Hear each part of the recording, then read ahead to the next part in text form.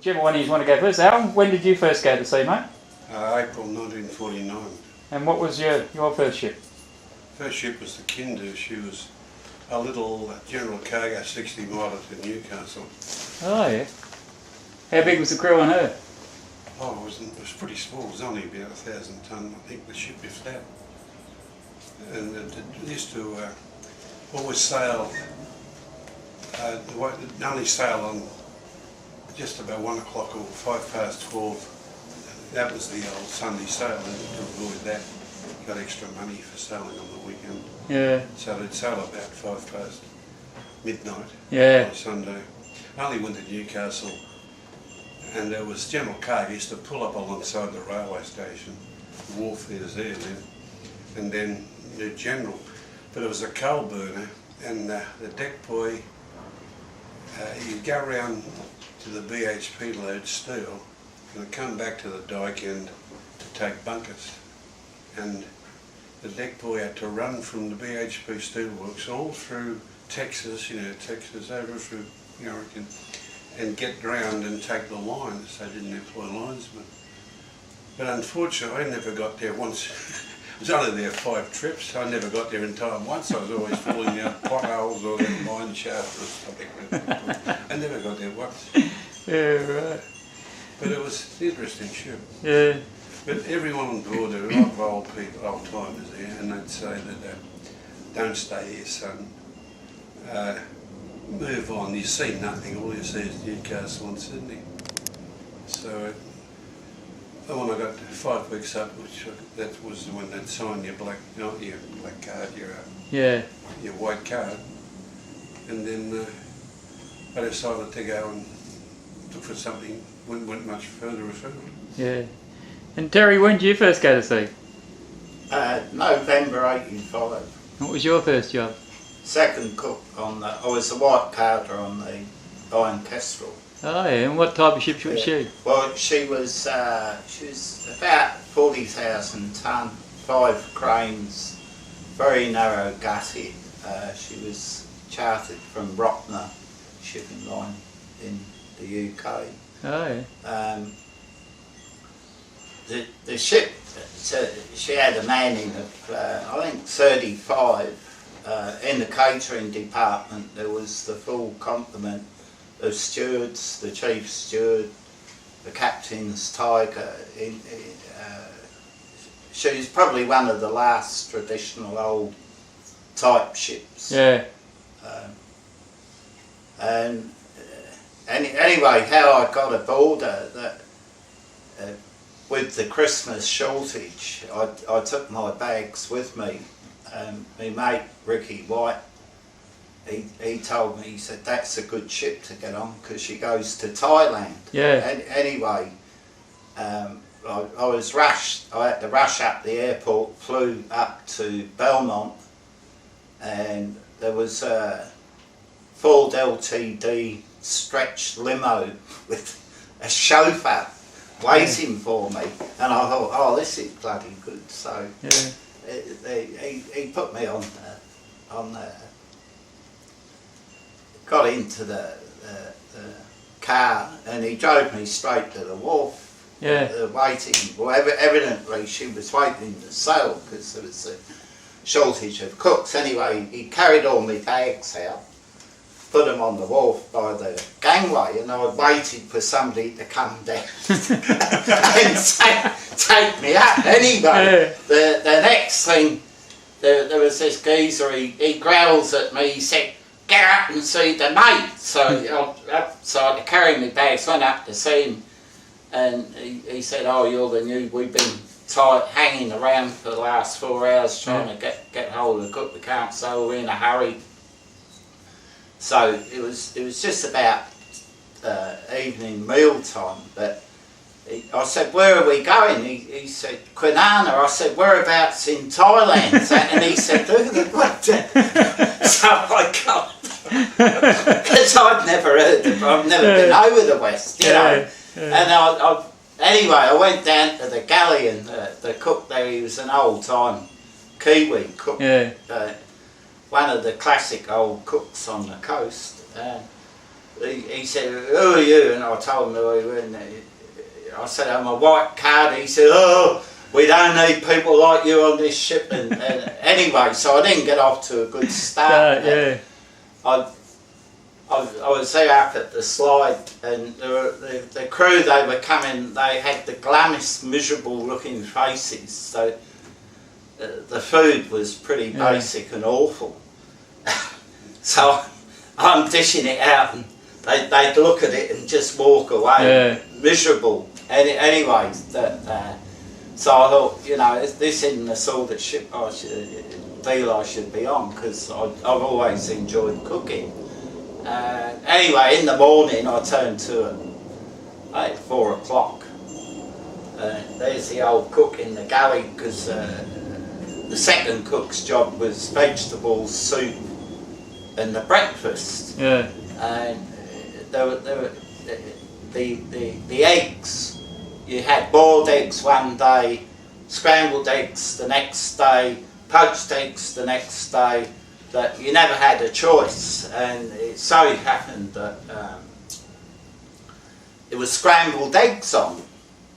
So the cook says, "It's scrambled eggs for breakfast." So I said, "Oh yeah." So anyway, he kept on looking at his watch and looking at me, and I've got the eggs and a couple of pans ready by the stove, and he kept on looking, and he got more and more agitated, and he said, "It's scrambled eggs."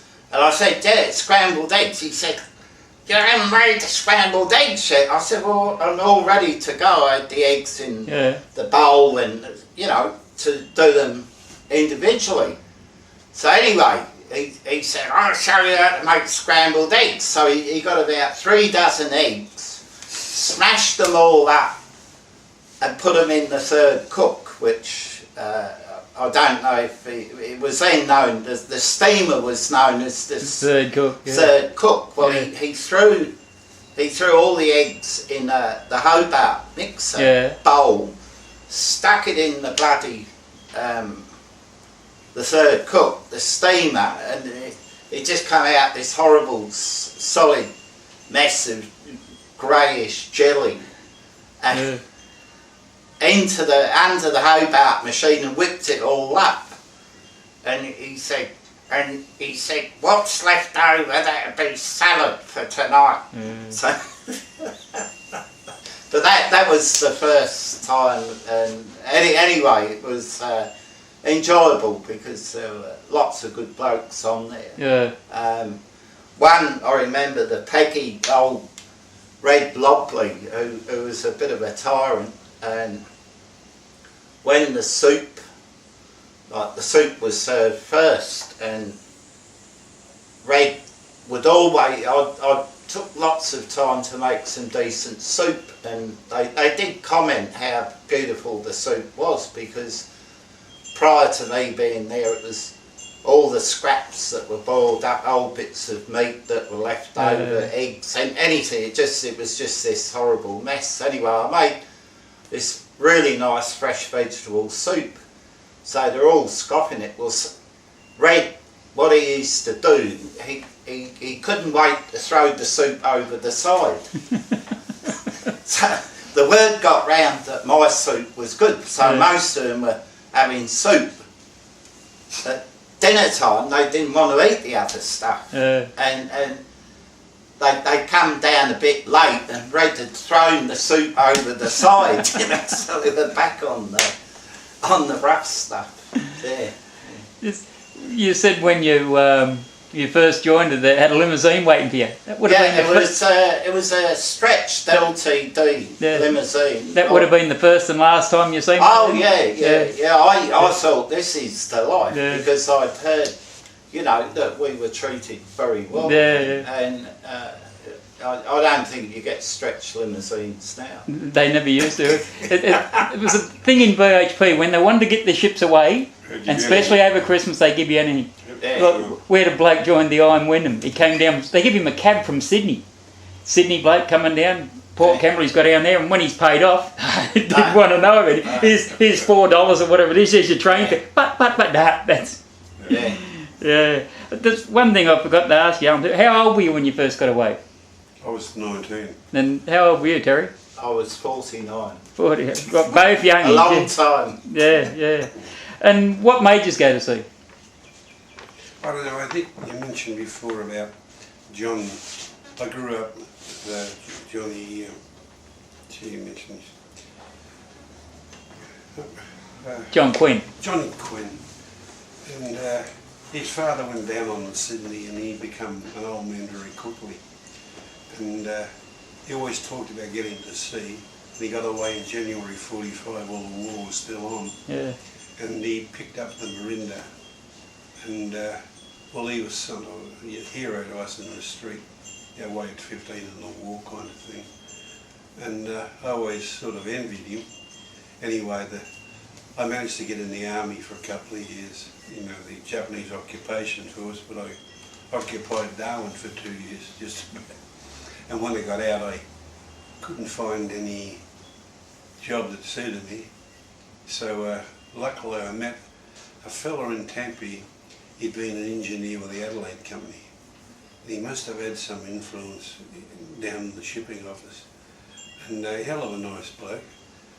And Adelaide Company even, which is a pretty miserable company. Anyway, he took me down to the shipping office. I met the shipping master.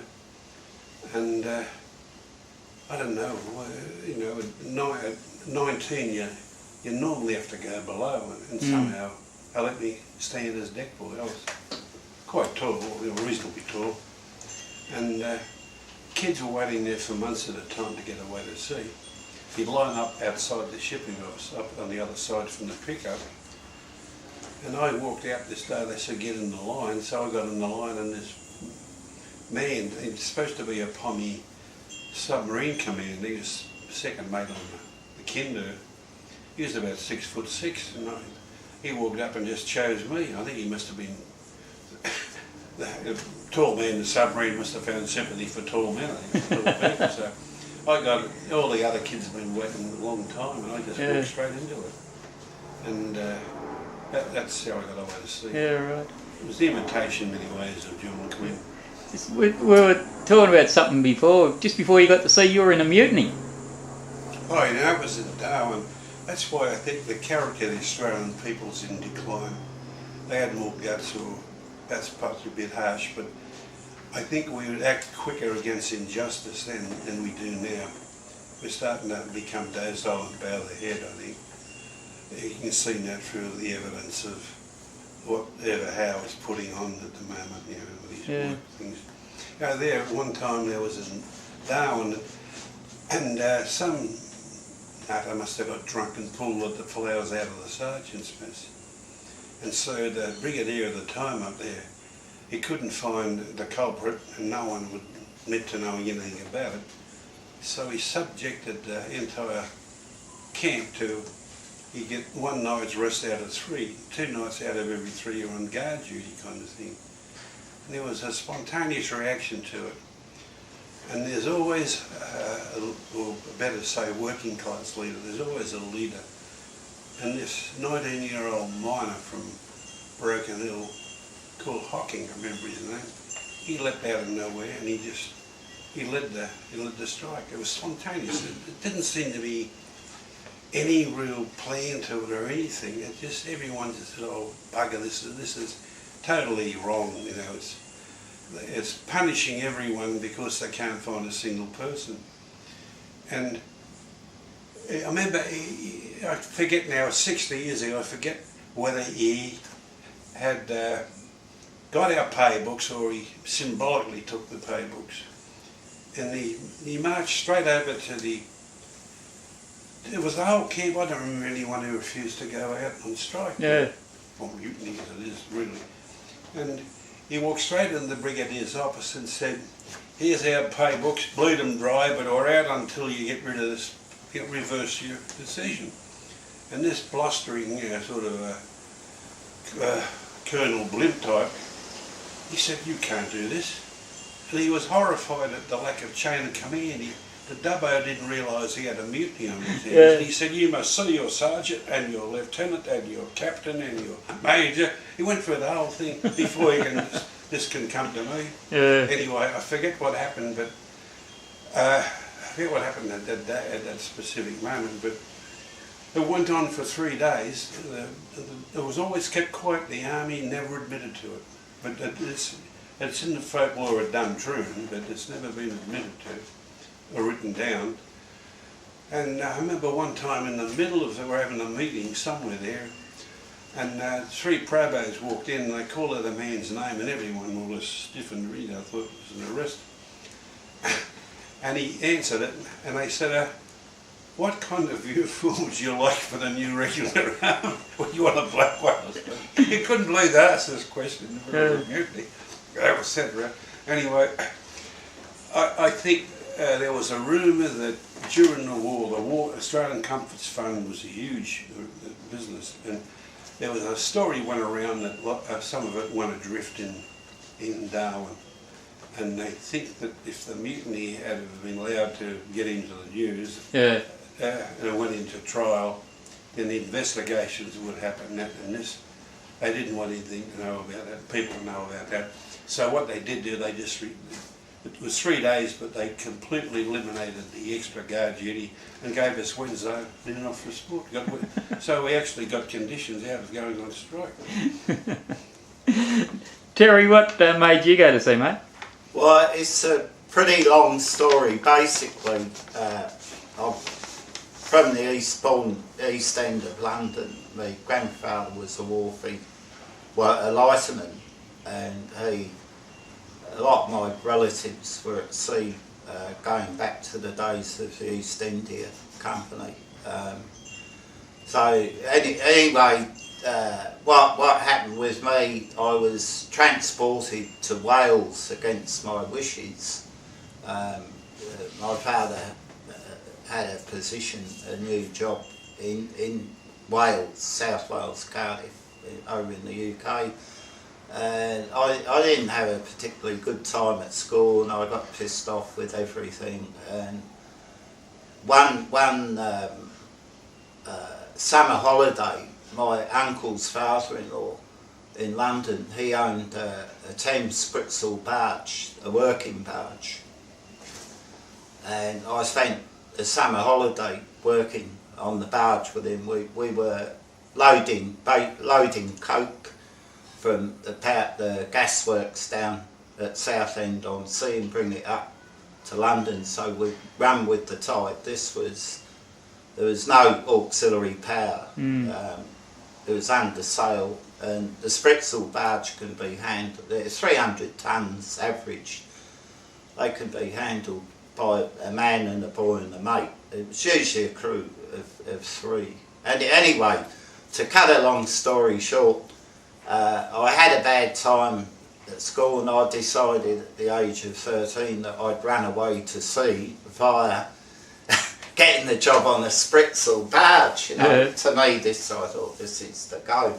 Anyway, I ran away from home in Cardiff, got to London, and I kept overnight in the park. It was in the winter under a load of old chairs and whatever, and I was freezing cold. Got up about 2 o'clock in the morning, so I'm wandering around the streets, and one of the old working girls starts talking to me, and next thing the cops come along and grabbed me. So my first attempt of running away to sea was doomed. Anyway, the next occasion I moved from London down to Poole in the south coast of England, and I had a sheet metal business, air conditioning, did all that. That was my trade, and everything went belly up, and I got a share in a small fishing boat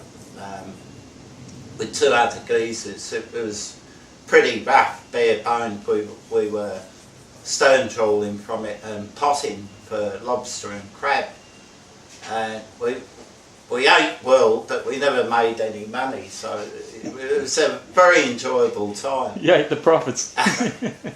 We were out in the blow, and we lost about $400 worth of pots, so we were very unhappy. We got back into port, wet, bedraggled, miserable, no bloody catch, and went off to the pub, the old Antelope down in Poole. So we're in there having a drink, and there were 3 geezers over in the corner, and I said to me mate, I said, they look like bloody Australian convicts. So we got drinking with them, and it turned out they were Aussie seamen. Yeah. It was Ricky White and Frankie. From up on Frankie Graham. Frankie Graham, oh, yeah. a very morose looking fella. He had the old traditional long Aussie moustache, and we got talking to him, and they, Ricky White had just bought this 30-foot Arpege that he was going to sail back to Australia, and so we all got drinking, and I invited him back to my home for lunch, Sunday lunch, so we had a good feed and got on the drink and had a bloody good time. Well, they were preparing to sail back to Australia. This was in '73, and so yeah, everything was right. And then they realised they had no bloody money, so they said to me, they had to come back to Aussie to get on, get back to work. So Ricky said, "Can you look after the yacht for me?" So I said, "Yeah." So the following year they came back, '74, all loaded up with money, and as seamen do, had a lovely time in the pubs, drinking and pissing it up and pouring and whatever. And then Ricky said to me, we'll sail from Poole and we'll go to La Coruña on the north coast of Spain. So he said, "Do you want to come with us?" So I said, "Fair enough." So I did a pierhead hop. I changed my bike up, rang my wife up, told her there was some money, and I was going to set sail on the Yellow Peril down to La Coruña. Well, what happened that we sailed down, we were off Start Point down on the Cornish coast, off the Devon coast, and this is something that for anyone who loves old ships, that the first ship we sailed very close to was an old blue funnel line, beautiful old traditional blue funnel line ship. Ricky said, "Have a look at that." So we got really worked up about it, and then on our starboard side, about 20 minutes later, the France came past, the big, like, she had all lavender paintwork, and she was on her last trip back to France, where they were tossing off the crew, the French crew. It was probably one of the first deals where the flag crew was thrown off, you know. And so anyway, we had a yacht board conference, and they only had 10 quid between them to sail across the Atlantic. So Ricky said, "Well, we'll have to pull into Falmouth." So and then they said, right, well, we obviously can't go any further, we'll leave the yacht in Falmouth. So it was left in Falmouth. Ricky said, "I'll send one of my mates over to look after it." And anyway, this geezer, he stays out the winter there, and he rang me up. He was starving, he had no money, nothing. So anyway, I had to, with my mate, we brought the yacht back to Poole, and by this time the tax man was after me, everyone, and I sold all my plant and equipment, and I was putting the house up for sale. Ricky came back, and he said, "You know, the best thing you should do is piss off to Australia." So I informed the family, and I said, "We're going to do a runner to Australia." So we came over here, remained illegal for 6 years, which, and all the time I was probably going to go to sea. Well, in the meantime, I split up with my wife, got in with a mad artist and opened up an art gallery and made lead lights and did part-time cooking for the Seaman's Union. Yeah. In fact, my first big catering job was Elliot's farewell. Yeah. And just to remind people of how organised the old SUA were, that the gear we had, the food, the prawns, you know, it was taffy sweetness, and all you had to do was snip one of the owners and say, like, we want half a dozen cases of prawns and whatever, and they used to magically appear. Anyway, so that's my background of how I got away to sea, and in the end I got sick of artists and arseholes and all sorts, and I finally decided to go off to sea. Well, Alan said I had to go out and see the cook's boss. Pots and pans. Pots and pans. So I went, Alan introduced me to him. Yeah. And I said, I said, you know, I do cooking, you know, I cook for functions for the Seaman's Union. Elliot's, you know, I had a bit of a reputation of being supportive of the union. Anyway, Pots and Pans decided he didn't like me, and he transpired that the word got round that I didn't look like a cook. So consequently, I was knocked back, but we had a mate, Laurie Steen, who was a mate of Ricky's and whatever, and Alan rang me up and he said, go and see Laurie. So I went to see Laurie, and he said, here's a notebook, he said, there's some pens, he said, there's a ruler, he said, fuck off to Tasmania. So that was it, and that's how I got away to sea. So I mean, it's pleasurable, something I look back on. You know, it's, and when you got away, what were the conditions like? What was your leave, your wages, and that sort of stuff? I was on the same rate as the second cook, as the bosun. I think it was about 30. What was it? It was 38,000 a year. It was 0.98 days leave. What were your hours you worked for that? Well, I did the breakfast, so I was in the galley by 4:30. We'd strap up after breakfast and have a cup of tea and our own breakfast, so it'd be about 3 hours, and then it was preparation of vegetables, make the soup. I'd say I was working probably maybe between 8 and 10 hours a day. And it was very easy because I'd done a bit of cooking ashore, and to me it was just a holiday.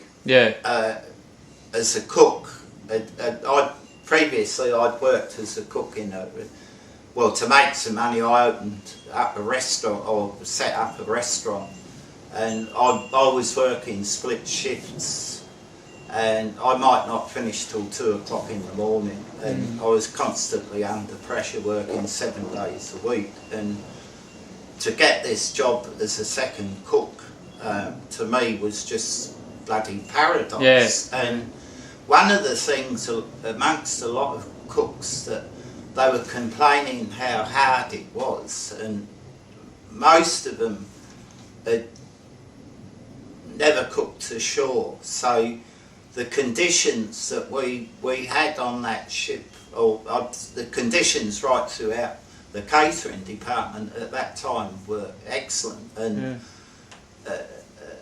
anyone who complained or reckoned they were hard worked, you know, I'd say, well, go back ashore, because a lot of them used to say how good it was ashore, you know, and how much money you get.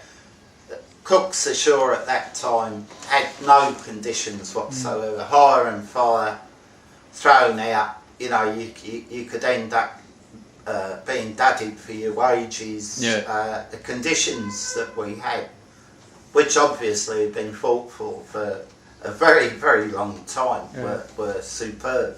Yeah. And anyone who complains about having a hard, even now where cooks are working one out, I mean they're only cooking for 18. Yeah. Some of them are only cooking for 12. Yeah, that's right. And they're saying, you know, I'm overworked, and to me, they're not overworked. Yeah. They're underworked. And one of the things that I had was this thing about baking bread, that you got extra pay for baking bread. Now, this was when I was working on my last ship, and it was so easy there that you got bored. You know, the amount of work I used to cook a la carte. But we used to do all sorts of dishes, and one of the things that we had a beautiful bread baking oven, and we used to get supplied with this horrible bloody cotton wool bread, you know, frozen bread and whatever. And I started baking bread because all you had to do was throw the dough, bake the dough, rise the dough, stick it in the oven.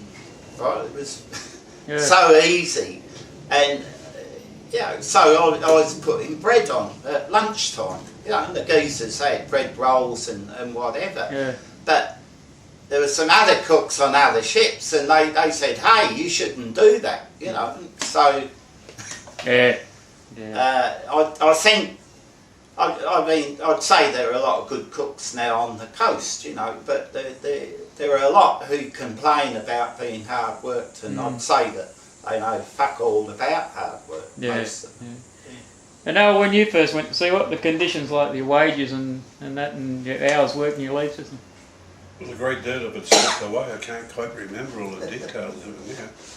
But I was fortunate that the old expression was, the waterfront of the university of the working class. Well, if that was true, then I was had 2 semesters on a wonderful college called the SS River Fitzroy, and that had a remarkable group of people there.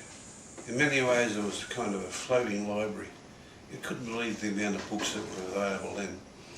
And in those days, we used to have our own social club. You throw in, and they used to select and buy our own books.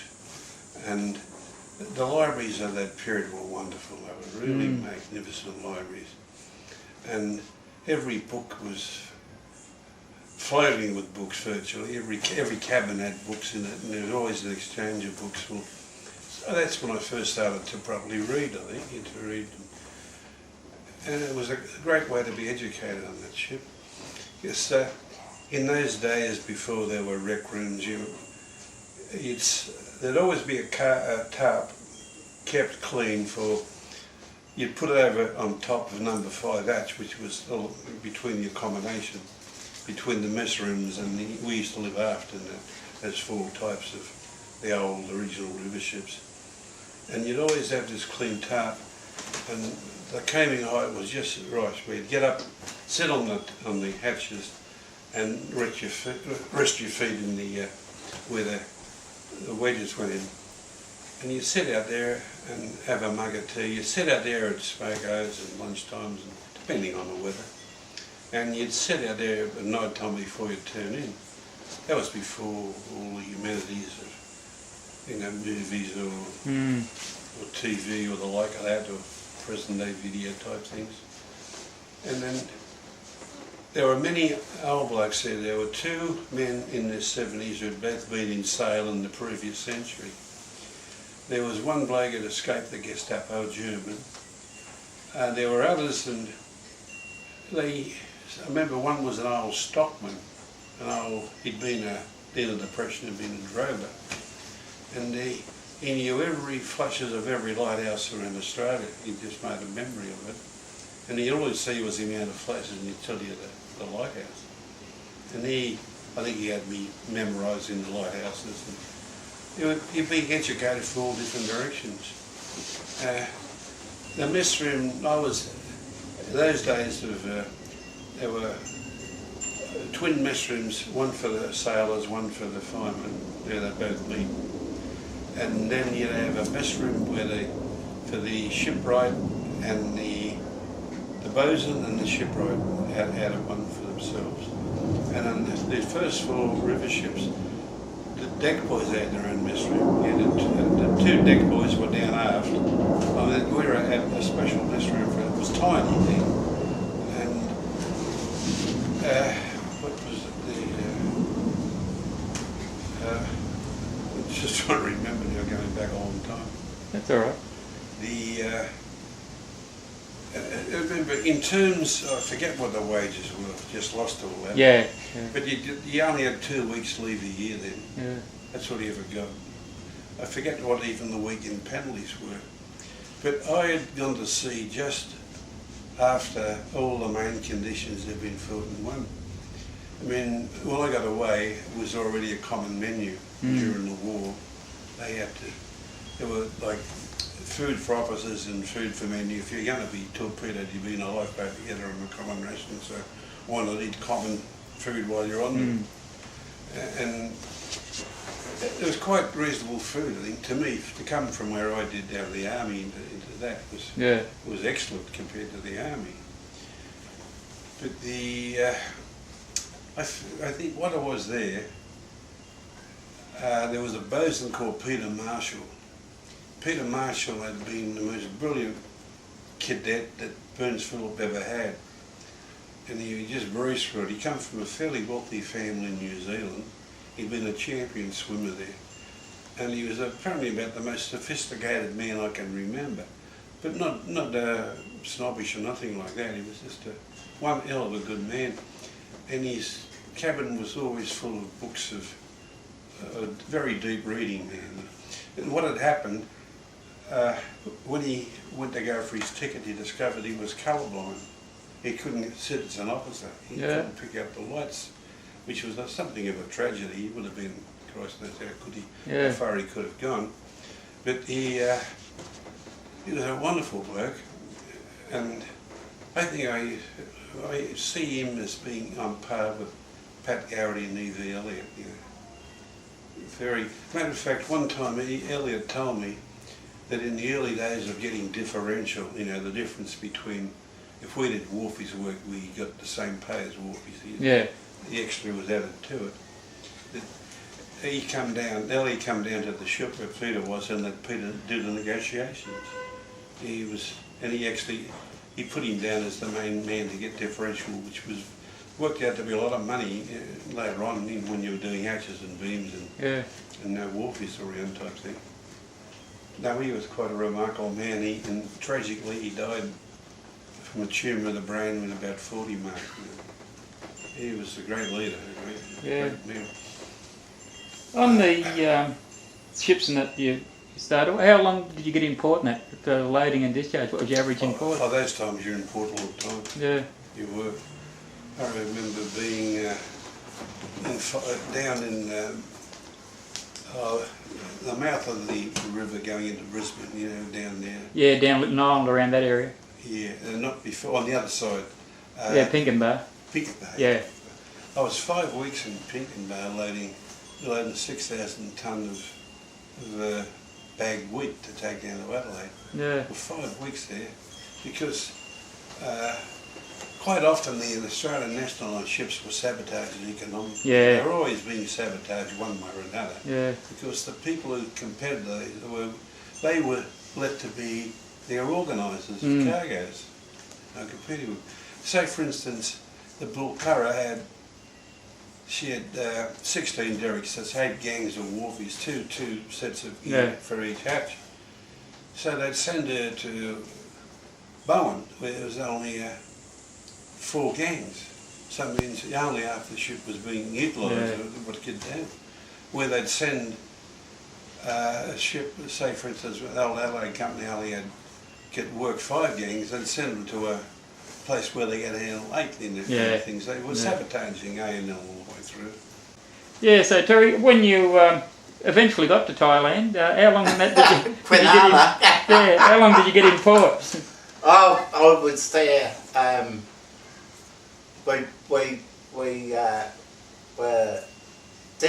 We had iron products. It was mainly wire and whatever. And I think we were there for. Well, we must have been there for over a week. And Kwinana's a strange sort of place. I recall the pub, the naval base. The naval base, and it was run by a mad Yugo. And it so happened that one of the crew was rooting the Yugo's wife up the pub. Good merchants. I spent a lot of time up there, and there was a few characters on there. There was one geezer, I've forgotten his name now. He was a total madman. He was a bushie, and he had an opal mine in Andamuka. Yeah. And I sort of tied up with him, and we sort of ran around drinking and rioting and God knows what. Having a good time in general. We had a bloody good time. Yeah. I mean, the naval base pub was a pretty horrible, desperate looking place, but you got on the drink and had a good time. But after I'd left the Kestrel, a little story that this geezer who he was sussed out, and this Yugo was chasing him all round Kwinana with a gun, threatening to kill him.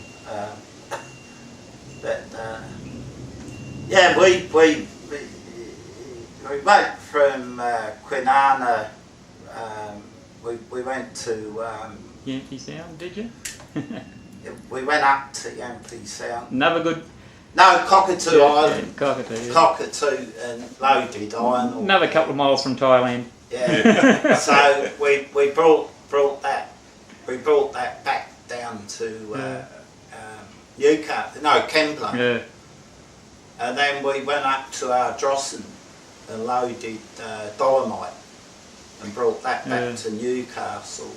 So there was a lot of very interesting characters on that ship, and it was in the days when the old Happily Bubbly was running free, and the cruise, the AB's deck was down below the main deck. Yeah. And they all had berths side to side, and you in the evening all the port lights would be open and the doors would be slightly ajar, and this aroma used to come out through the portholes. Yeah. There, so I did 4 months on it, and I had a bloody good time. And when I paid off, this is, as I said about the stretched limo and whatever, that I paid off in Kembla, and I said I wanted cash, and I think I had about $5,000 or $6,000 in cash. So I went up to the shipping masters, and there's a security guardian. I was the only one there, and he handed the money to the shipping master, and he handed me the money to me, and then I got my $5 or what back to Sydney. There was no limo or whatever. Goodbye, farewell, and piss off. You know that naval base you were talking about, a dingy little pub it was? Yeah. The original naval base, that was a new naval base hotel. Yeah. Do you remember the original one, Al? The corrugated iron pub? It was down further. You turned on the beach and went down left, and you went across that little bit of a creek, and right there under the big pine trees was the original naval base hotel. It was corrugated iron. That's what it was. It was a dive. You would have come across a few characters, and I suppose the Perrys while you were at the time at sea. Yeah. Some of them, one would say that they were characters, identities, which we dare not talk about. I mean, of all, even those that were tarred, you know, were considered to be not two upright citizens. I always felt they were all plausible rogues. Yeah, you know, that, yeah. To my mind, that more so than when I'd finished, that there was still this strong brotherhood of the sea. Yeah.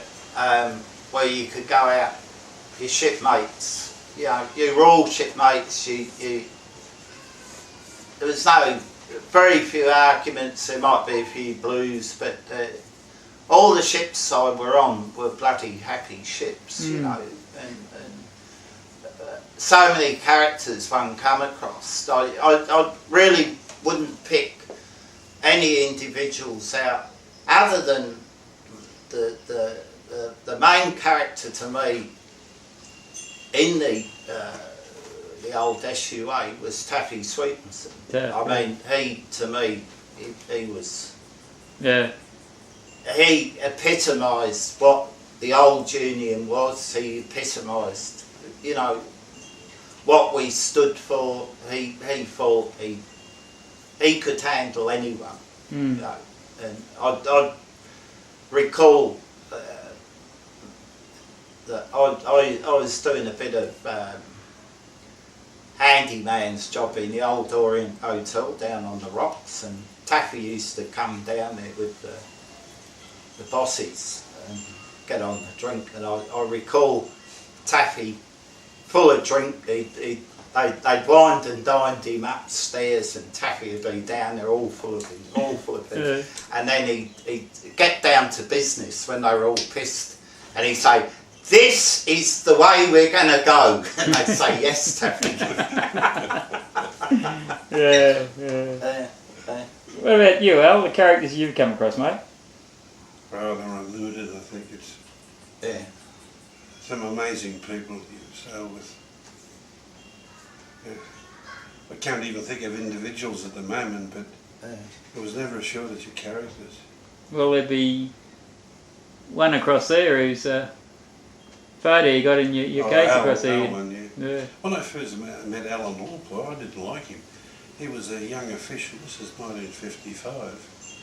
And there was me and Johnny King, you know, Johnny King, where we happened to join, the worst company of all to me was always Adelaide Company. There was always something nasty about them. They had the happiest ship on the coast called the Menunda. Yeah. Just a ship that forever stayed happy. I think it was through the chief mate that was there. But their other ships always seemed to be pretty bleak. But some of the worst skippers of all.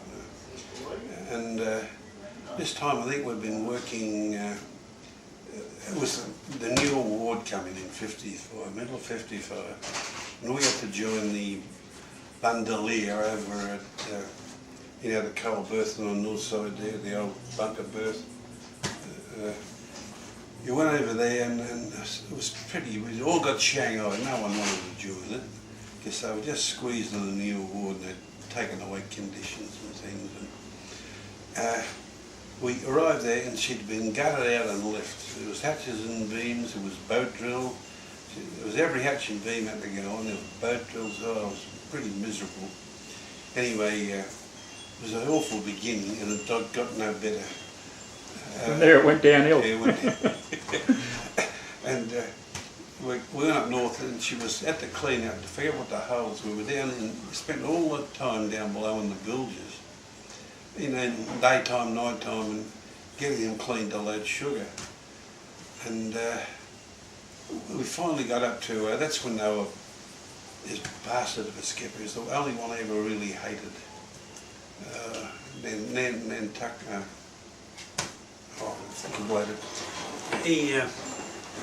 he was still on the wing of the bridge, and if you went to smoke, you get in the mess room and he'd be standing there with the binoculars watching the bridge door to make sure it'd come out 15 minutes, you know. Winter, it used to be a half-hour break and come in down 15 minutes, or he'd threaten to log you so you didn't come out. I was miserable, really. And the worst skipper of all was the one, was Anderson. No, he was the mate. Yeah. It was Anderson. He was the one who actually tried to go past the crew of the Noongar when she went down. They were saying we can see men in the water. He kept saying, steer away, we can't be bothered, we're out of time or something. Yeah. He was prepared to live and die. How he ever survived, I don't know. Yeah. But yeah. Anyway, we go into Mackay, and we started to load, and we were just that sick of overtime. I've never had so much overtime then up in the coast, the hours we put in, including the scappers and now. And that's right. And then me and Johnny King, we went ashore, and it was payday, and we had a bit of a frolic out there. And come 6 o'clock next morning, he wanted us to turn to paint over the bow. We said no, we'll turn to at 7 o'clock, and normal times, because we're just sick of overtime. And come 7 o'clock, they called us up and logged us because we didn't turn to at 6. You know, I've never heard the like of it. And then when we got to Sydney, oh, they were.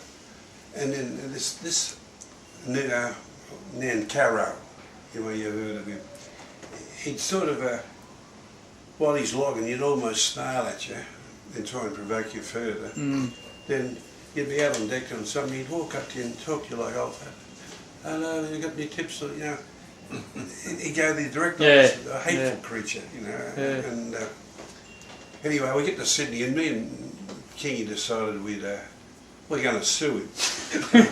He gave us a G discharge as well, because we didn't work 1 hour over painting the bow. It wouldn't have gone our overtime. And for some reason we couldn't get hold of Alan Allport was the official, so we went up and saw a woman's solicitor. We're going to sue him, you know. And I forget what happened then. Oh yeah, and Alan blew up about us because we're going to work outside the union because we couldn't get any help. And that's the first time I'd known him. And I thought, what an overbearing, arrogant person you are. I'm nothing you're an official. And only a few months later, when they had a meeting and decided there were too many communist officials being voted in, and to give more balance with some communists had to resign and some Labor Party people come in. And Alan, he was one of those selected, the same as Duncan Kelly, I think, and down in Briton, that's how Bert Nolan got his job. People down there was asked to resign, and they did. They were altruistic people. They really what was good for the majority was the way they worked. And he loved the job, but he had to pull out of it to bring balance, kind of thing. Terry.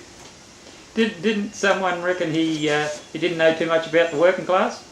Oh no, that was no, not you. No, that was. As I was saying, we were tank cleaning on the Liverpool off the coast. We're going south here. In those days, when you think about the stuff you were putting over the side, and it just float ashore. You know, before the restrictions were imposed, what we were putting over the side would be frightening when you think of it today. That's right. And anyway, we're tank cleaning. We're going, oh Jesus, about 20 hours in, I think. They used to have long 24-hour gear turns, periods of work. It used to be. Then you do 24 hours, and you might turn in for a while. The next minute you call, you have to go and tie up or let go again. It wasn't physically very helpful. Anyway, Bill and we always talked and debated everything, so we're out. And Alan and Bill arguing. I was the bosun at the time, I think, and we'd been going a long time. We're tired, we're dreary, we're thirsty. So those days you walk down and have a bar over long necks and pack up on deck, and you'd never get drunk. You'd work, and you couldn't anyway. You didn't want to. But they're both arguing like hell on some political point on the way ahead. And then Billy Lang always, for some reason, I went and got the beer, give them 2 pulled the tops, they got a full bottle of beer each, a long neck. And then Bill said to Alan, Bill, the trouble with you is you don't understand the working class. Well, Alan had the beer like that. And he went, what? What?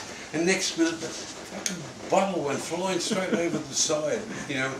And then Bill turned around and threw his after it. And I said to him, You silly bastard, you dubbos, if you want to know how the working class sit, well, you drink this, empty them before you throw them. That's right, before you throw them over the side.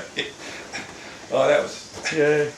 Just going back to one of the things you said about stuff, and you know, I suppose we've all been guilty of it in them days, was dumping the stuff over the side. Yeah. There was a bloke we were talking about a while ago, one of the characters, who I believe was virtually one of the first blokes on the coast who started jacking ships up about throwing the stuff over the side. It was Cheeky Harry on the Poulter, I think.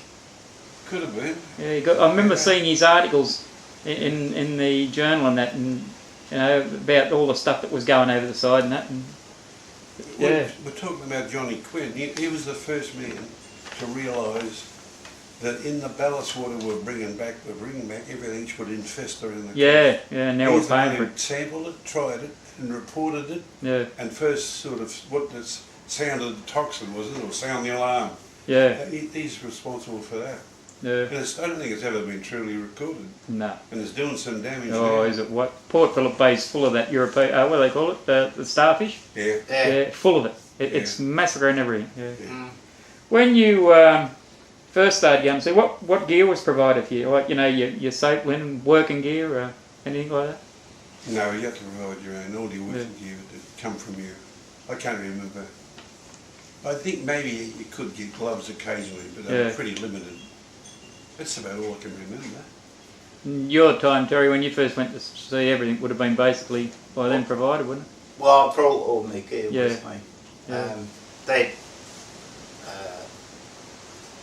One thing that a lot of people, the crew used to question me about of wearing clogs, which were very good in the galley. And I did point out to them that most of the scoop sailors wore clogs anyway, so... But they... I had supplied all my gear, knives. You could... there were knives and that in the galley. The other ships, well, on the... I was on the dredge for a while, for 6 months, and you could book all your gear. All of the cook's gear, we used to get the allowance, what was it, 200 or 300 a year. Something like that, so basically, your working gear cost you nothing. We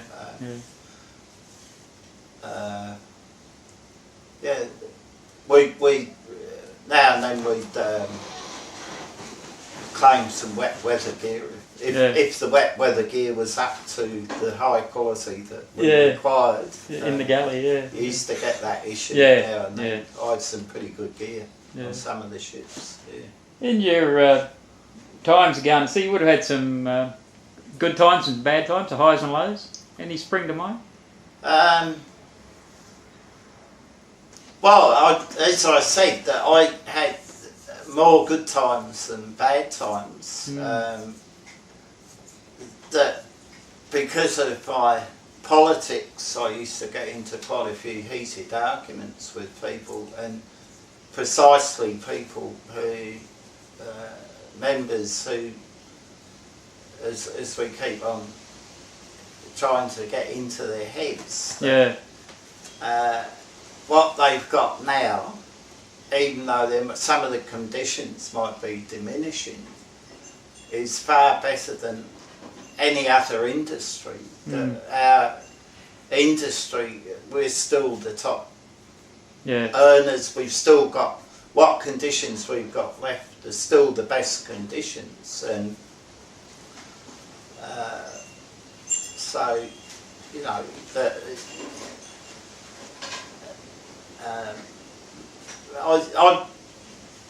I mean, I'm going back some time ago now, and I did point out that unless we did maintain, you know, our aggression, our activities, that conditions would fall off, and unfortunately they are. And I think it's to do with a lot of apathy amongst current seamen. I mean, we still got good blokes there, and really some of our members should listen to them. and get active. Yeah. And what about you, Al? Good times and bad times for you? Oh yeah, I think the majority have been good. I think the new award in '55 was a bit of a grim period. Yeah. And that was pretty miserable. But then again, it didn't take us long to get back where we were before that. You know, any intelligent mate, if he gets a good bosun, he knows it's best if he keeps out of the way. If you get a crowd that react to a good bosun, then they'll keep the ship maintained. Yeah, yeah. They don't need any pushing or pressurising. Yeah. What about any hits or near misses? Like, you have been any sort of, like a couple of blokes we've interviewed about it, fires on ships or? I've had one which was a bit strange. That was, well, Charlie Williams, or was it Charlie Williams? Yeah, he didn't break gear over the side in yours, did he? No, we're on a, what was it now? We're bringing back a load of stuff. No, we're bringing back a barge. We went over and picked up a barge, a huge big barge, empty, to bring down, I think Bond had it down just north of... oh, yeah. And there was I think it was called the Lady... I wouldn't pull a maggot off a chop, you know. Yeah. It was that weak of a tender. Yeah. It was just barely get along. And we're going down the bank of Strait, and suddenly the engines went dead. And you shortened up there because you're in shallow water. Your tow line, you shorten it up. You don't want to drag it on the deck. And we stopped and it kept going because about 10 times the mass, or 20 times the mass. So I was going to have a more velocity, and it was getting awful close before the engine started kicking off again. But then it was near an horrific accident happened, and we get outside of the Sunda Strait, and then we all went to lunch, and the second mate was on the bridge, and this was a tricky automatic pilot, and we all went to lunch, and it must have jumped out a fraction of a degree to starboard. So actually what we were doing was making a joint circle.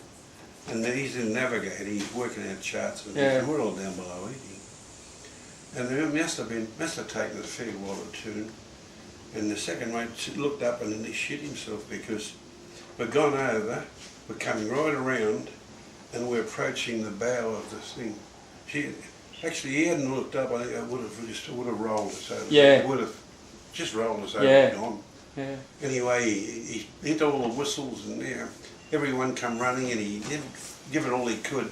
And we did the Humphrey Bogart disaster. We crossed our own tow line. Shit. We went over our own tow line. Yeah. And then it just got out. And I tell you what, we all got out in the back and looked, and she must have missed us by 100 feet or something like that. And then the panic situation was, what if we've kinked the tow line going over it? Yeah. And if we do that and snap it, we're in a shit creek. But I think that was the luckiest one I've been in. Yeah. And that was very close when we always think of it. Jesus Christ. What about you, Terry? Yeah, one was where I nearly went over the side. It was when I was on the Stolt. We were coming across the Bight, and we had a big seas behind us, and I did quite a bit of photography, and I got engrossed shooting the albatross as they were coming over, and I was totally engrossed in whatever it was. It was getting near dusk, and it was a big sea, and anyway, I'm there, and I thought that one looks a bit big, and I just dived. The bar was right aft, the storm door, and I just leapt in, banged one of the dogs, and the greenie pooped us, hit it, so it was enough to have washed me over. It would have washed me over. It didn't do any damage, but if it had been a bit bigger. But then a couple of months later on the Stolt, we were loading methanol up at Mackay, and the line going to there was a fault on the manifold, and it broke, and the methanol was spewing, and how we never blew up. I mean, everything was shut down, but that would have been the end of the Stolt. It would have been the end of all of us. Yeah. And it transpired that it was poor maintenance. Yeah. Evidently, the Stolt, even this is going back what? How long ago? 88. Yeah. I mean, she'd only been commissioned in what, 86, and they had lots of problems on that. But that's the scariest one. Yeah. That, you know, we had a similar thing happen on the Kelvin at Botany. When they fit the cam locks up, they never put the safety pin in, and she blew, discharging LPG, and right behind it was the light pole. Tell you what, they moved that light pole pretty fast. Yeah. But what I was going to tell you, that the Stolt, you know, she's back on the coast again, called the Stolt Acacia. So yeah, finished her up there a couple of months ago, and she's back running on the coast. So we haven't got another Stolt. No. No. I've been trying to work that out. No, because they said it was a Victory, and yeah, no, she finished, mate. I was thinking of there was something before on the Cambio. This is the beginning of '57. It was a funny sailing on this because there were passengers. No, sorry, two different ships now. We got them mixed up. It was just a funny departure from the Rhone used to tie up at go down Woolloomooloo on the wharf there, and she used to carry 12 passengers, and sometimes there'd be about 100 people come down to see off 12 passengers. Right? Yeah. And we tied up, and we all went over to that day we were sailing at night.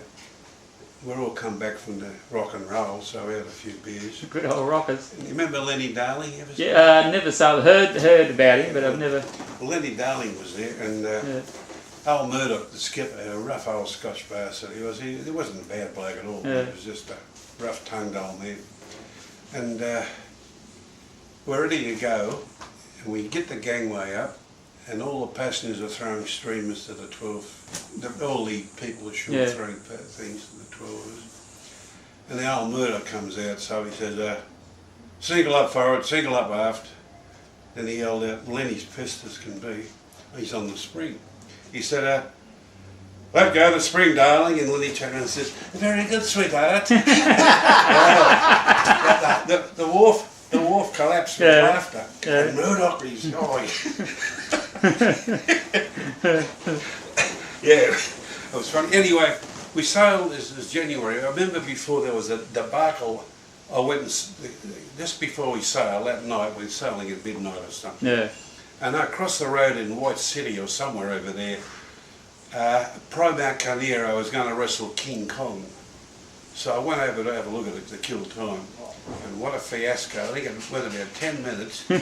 And Pro Mount Carnero fell on top of King Kong. And then I think somehow that happened. They gave the decision to King Kong.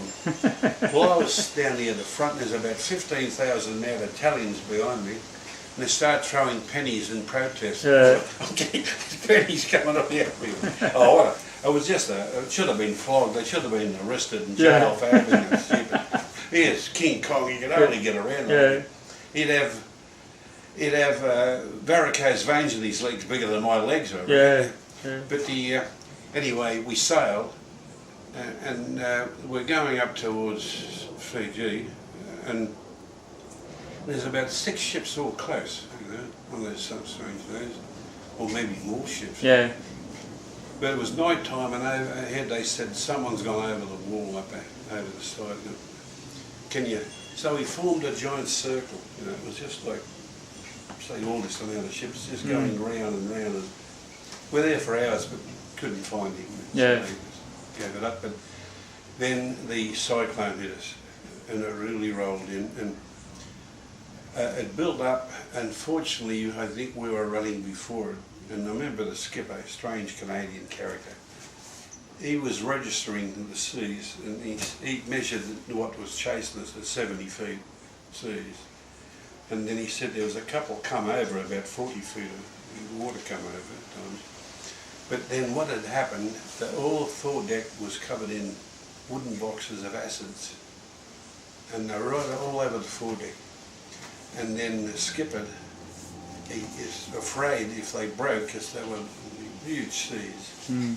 If they broke, the acid would get on the tarps would dissolve. Yeah. The hatches would float off and we'd get down. So I remember I was on the work, fortunately, and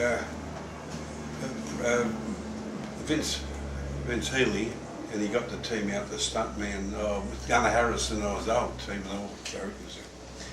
And anyway, the shits were trumps because they could see the danger. Yeah.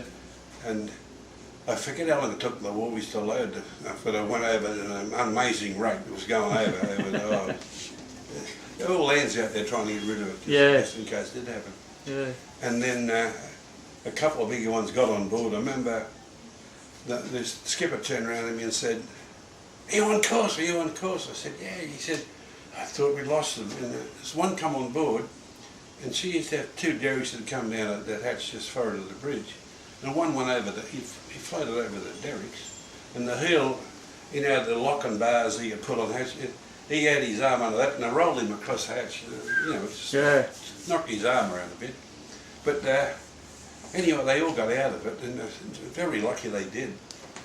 Anyway, there's a huge big tin kind of box on the foredeck, it's all lashed in there. It's about this high, not very big.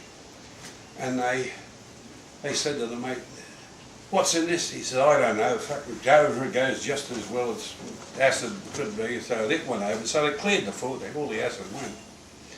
And then they discovered they disposed of the films for Super for the next 3 months. was all the movies. Fuck them all. Yeah, that was. But I remember afterwards, I think the mate went and got about 2 bottles of scotch to give everyone a drink. Yeah. They were bloody lucky. Yeah. And he said he measured them at 70 feet. But unfortunately, what happened in the meantime is we had taken over a giant breeding pig for breeding in Fiji, and it got smashed up in the box somehow, and it broke loose. Well, I was a watch below then, but I think, you can imagine anything worse than chasing a greasy, huge pig around the deck in the middle of a bloody cyclone trying to grab it. Jeez, that was a difficult task. Needless to say, it ended up shark bait, did it? No, we got it over there. It didn't go over the side. You got him, yeah. I forget where we jammed or what we did now. Yeah, little Freddie is. We met him in the Spanish Cup. Freddie Garcia. Freddie Garcia. Yeah, Freddie. Top little bloke, Freddie. He was, yeah. Is he still alive? Yeah, still alive. Oh, he's back, yeah. Every Friday he's in the Spanish Club at the midday. Oh, good. Next time I see him, say hello for me, will you? Yeah. I was with him on the Explorer. Yeah. Good bloke, Freddie. Yeah, top bloke, yeah.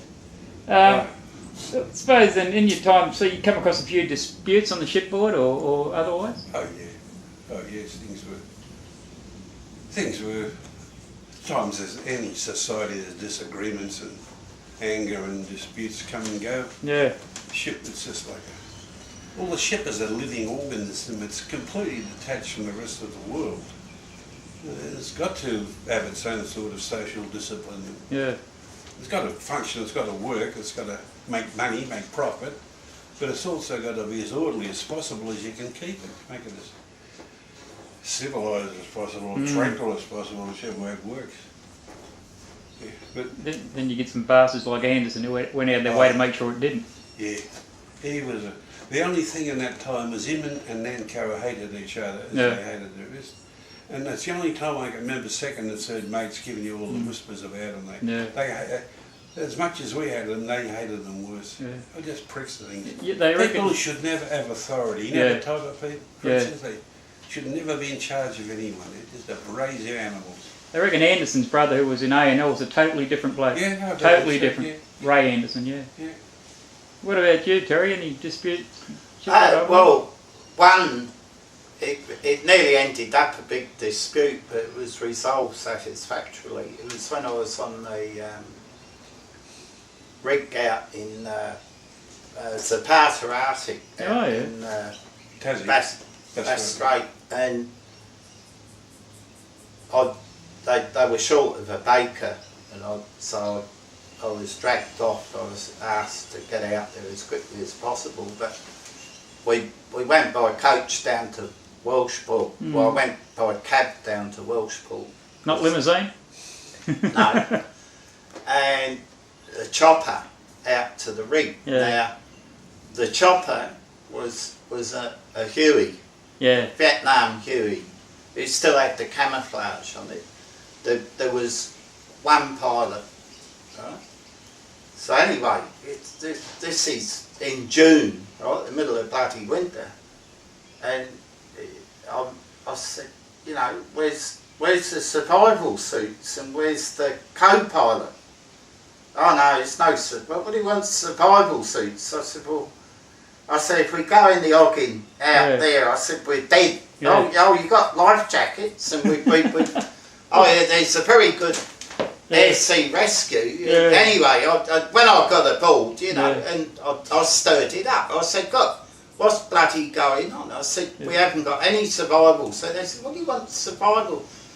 But on the Zapata Arctic, we had the 48-hour Yankee survival suits. Yeah, they were beautiful. Yeah. So anyway, I called like stirring the shit up the fucking cook.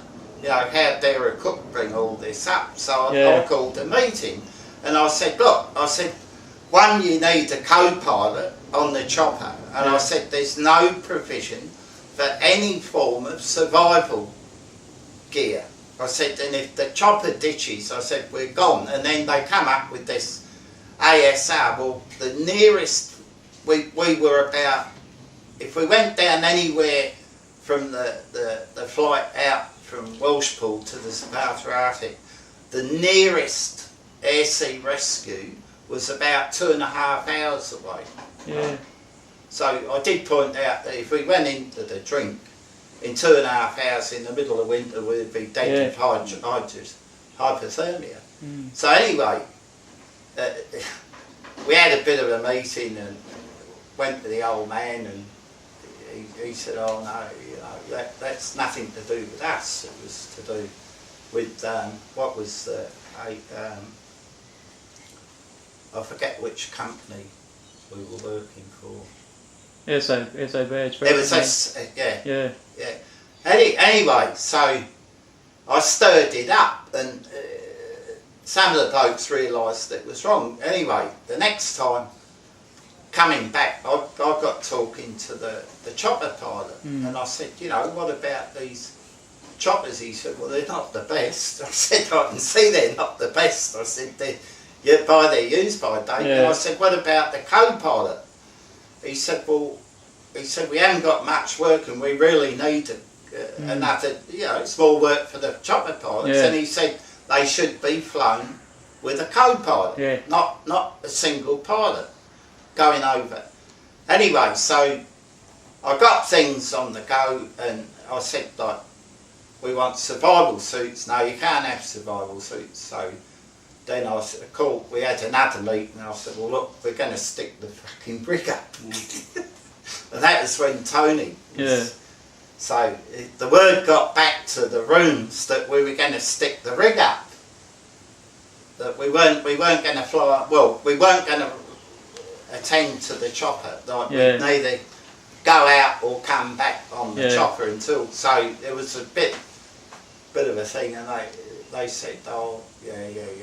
So I got in contact with a mate of mine over in the UK, and there's a firm in the south of England that makes these lightweight survival suits, which they give you about 12 hours in the water before, like, they're comfortable to wear. Yeah.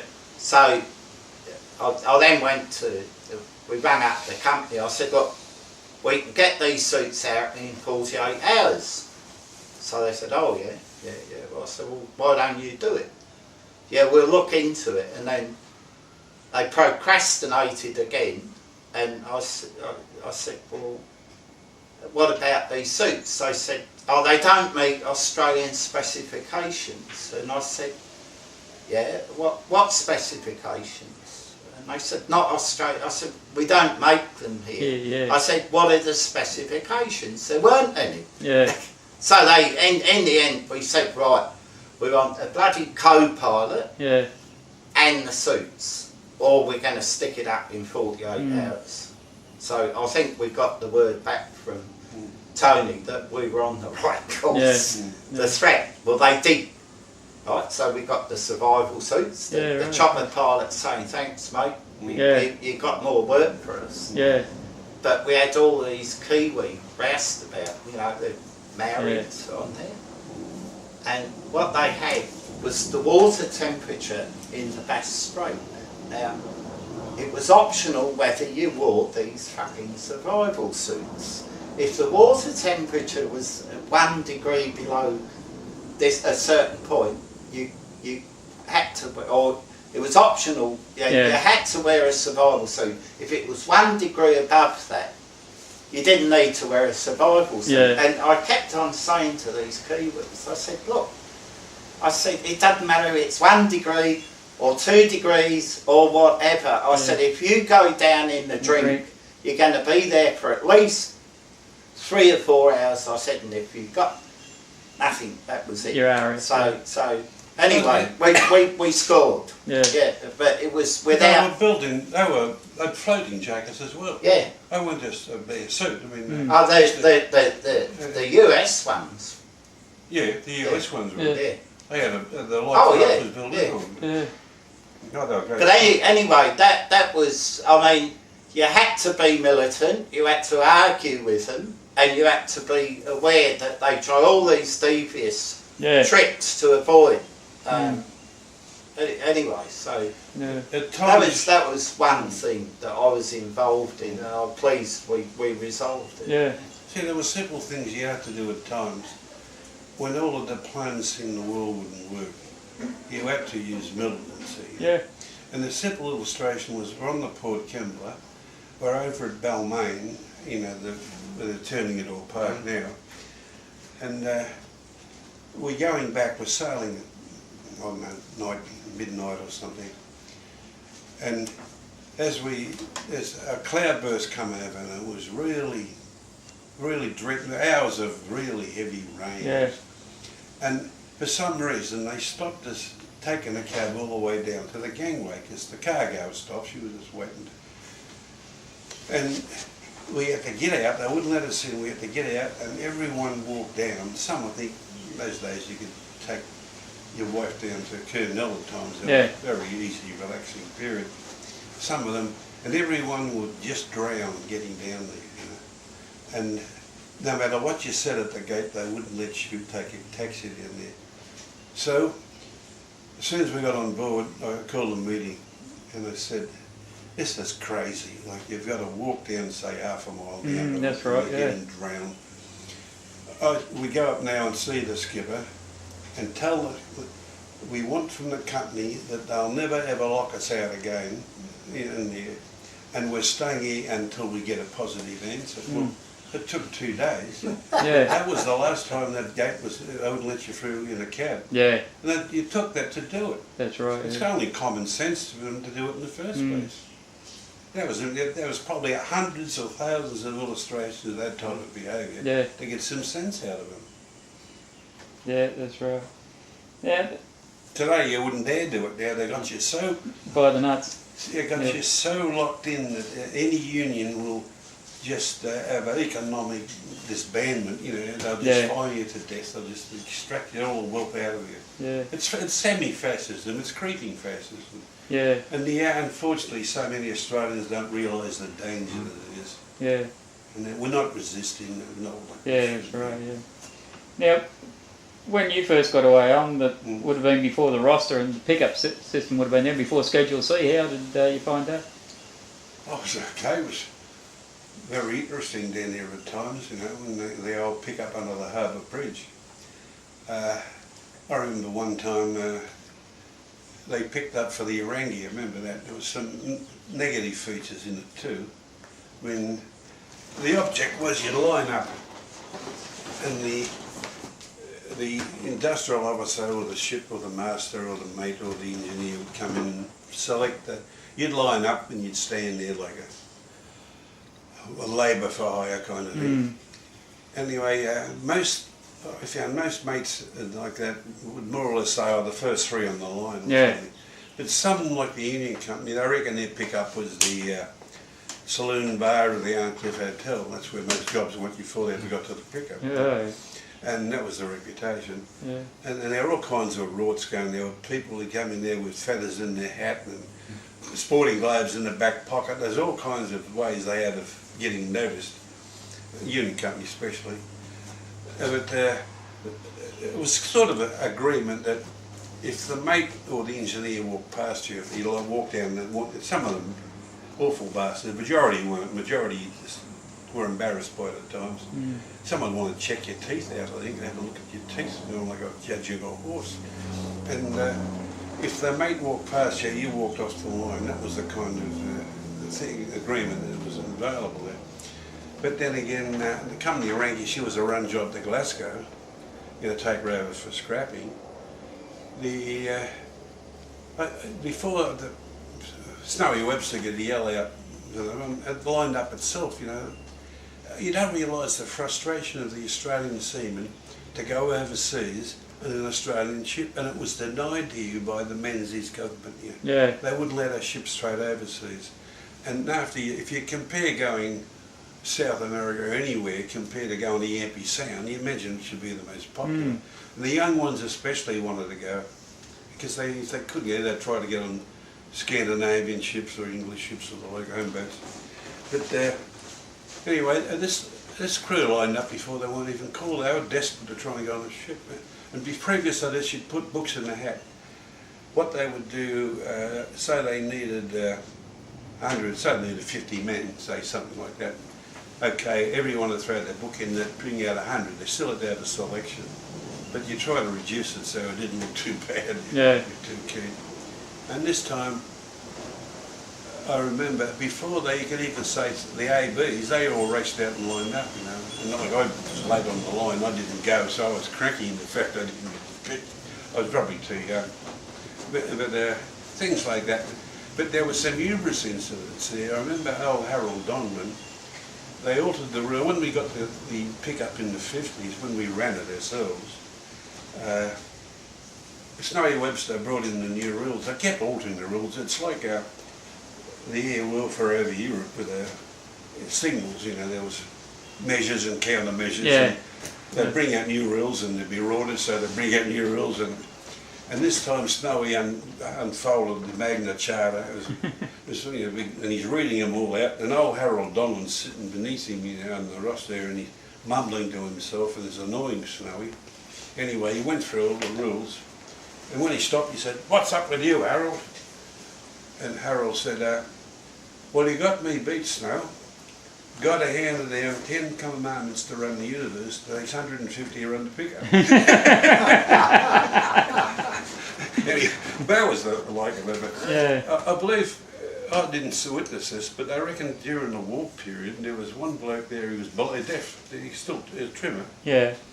And they would call out the ship, and he'd be like that. He'd make you out you listen. He couldn't. So if they couldn't find anyone, no one would man it. He would the pickup bloke would walk over to him and demonstrate the job. And he used to shovel coal, and he'd make out a trimmer.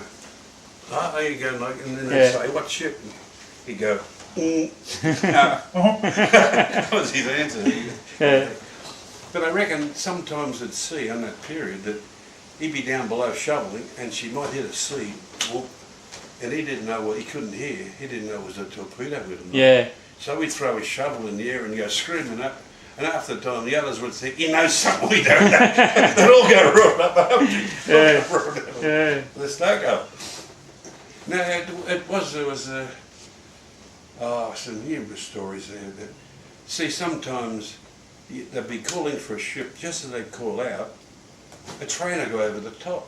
And it was just, he couldn't hear what was said. Yeah. Some people would walk out and join the wrong ship. Yeah. Those things that happened there.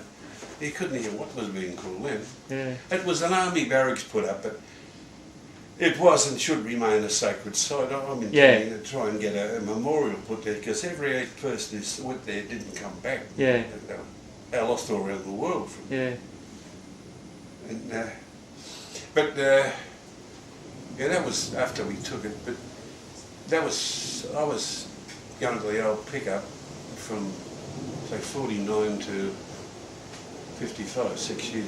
Yeah. 6 years. Then we shifted across the road, and then as 55, in 60 we had the new award coming in 60. I'm trying to remember now. That's when they cut all our overtime back to 2 and tuppence farthing an hour and 4 and 4pence. Yeah. Things like that, and then what was it? The judge passed at 64, was it? That was 1960. Yeah. That's when the Judge Foster's was 1955. That's when you got a seat at the wheel. Yeah. And you get some oilskins. Yeah. And a few minor things. That's all it was. But then in end of 64, December the 1st, 64 was when you lost paying off in any port. You had to stay in one. Yeah. Port. Yeah. And that's when you got the appearance money. Yeah. You didn't get paid before that. All those years there was nothing paid. That was your retaining fee, I guess. How the world turns, you don't get appearance money these days either. You haven't got a pickup. No, you get nothing. Okay, then, there is one before we get to the stop-work meetings. That one of the greatest things come into being in the early 1970s. Would have already been here when you were here, Terry, but how did it affect you? On the SRF, mate. Oh, wonderful. Yeah. I couldn't imagine life without it. I was never a saver. I was what I'd get, I'd spend. Yeah. And I'd be in terrible strife today without it. I'd be a bare pensioner. And it's really elevated your life. Yeah. And it gave you a sense of security which was forever missing in the old days to the old people, because John Benson had a good expression. He said that he was at sea, people in their 80s, in some 70s, 80s, some even got into the 90s. Yeah. Some special people did. But he said many of them had been, overseas countries that had been in wars and depressions and things, and never got a household together, never a complete thing. And the only reason they stayed at sea was the folks or the street. Yeah. That level. Well, that was totally eliminated with everyone had a pension. Yeah, with the SRF coming in, Yeah, coming in. It's made a wonderful thing. And just as a great application as well was the aggregate wage. Yeah. Then you're on a salary, and bank managers didn't want to know you. Then suddenly we're getting more money than the bank managers. Yeah. And they could get any kind of loan now. Yeah. They didn't give anything before. Wouldn't talk to you. All of a sudden, the welcome mat was out. Oh, wasn't it ever? Yeah. Oh, gee, it changed quickly. Yeah. And how did the SRF affect you then, Terry? Well, I had a reasonable amount when I left. I give a warning to people who what to do with it. I got mixed up in a bad investment with some crooks, so I lost most of it, or virtually. The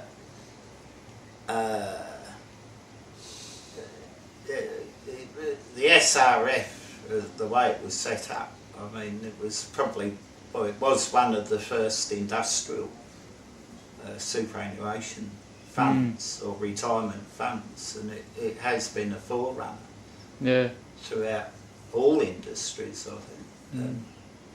But that, as I say, that one has to be very careful with the money. Yeah. Now, coming to a favourite one, stop work meetings. Yeah. My first stop work meeting was down at the Miller's Point. Was the old hut still in there, the hall down Miller's Point. Alongside at the bus stop virtually. Where the bus stop's there. That's where the early stop work meetings were. Oh, right, yeah. And I remember I'd come out of the army, got to sea, and whereas I was raised as a Catholic, but I was always failed religiously, but they still had me politically then. And I remember my first meeting, Elliot got up and he was talking left and talking, I don't know whether he mentioned communism or anything, I forget, can't remember any of the content, but I remember I had this urge to yell out, "You dirty communist," or something. That was my feeling at the time, yeah. Communist and all that. And then I got on, I was only 5 weeks, I was 5 weeks on the first ship and I was sure about 2 months waiting for the next one. Yeah. And when I got on there, this remarkable group of people, especially with the bosun, and you know, somehow I completely changed. And I remember that there the deck boy did, one deck boy did the 9 to 11 lookout at night, you know. Yeah. The next thing, 9 to 11 lookout. And I remember by what I've been reading and what I've been listening to and slowly learning how the world works, I remember I actually walked up the starboard gangway up to the flying bridge across the top of the bridge on the old river ships. I walked up there, a Catholic of some kind, and 2 hours later I walked out a rabid atheist. It happened, just stepped in that pit. Yeah. And for some reason, I don't know how a horse got into it, but a horse, I was saying, like we conceive like a horse, we're born like a horse, we die and rot and stink like a horse. Yeah. I don't know how the horse came into it, but he was there, remember? And that was the end of religion to me. I was always, didn't like going anywhere near it. Yeah. That was when my total severance from it, you know.